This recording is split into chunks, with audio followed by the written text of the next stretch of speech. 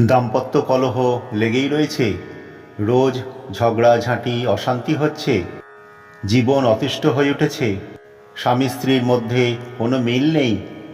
তাহলে এই কাজটি করে দেখুন, অশান্তি দূর হবে, ঝগড়াঝাঁটি অশান্তি অনেক কমে আসবে, দুজনের মধ্যে উত্তেজনা কম হবে। কি করতে হবে ভালো করে শুনে নিন।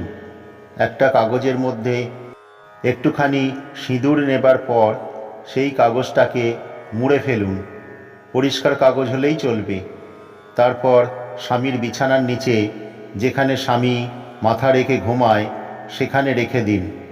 পরের দিন স্নান সেরে শুদ্ধ বস্ত্রে স্বামীর মঙ্গল কামনা করে এবং সংসারে যাতে ঝগড়া অশান্তি কমে যায়, ঈশ্বরের কাছে সেই প্রার্থনা করে ওই সিঁদুর মাথায় পরে নিন।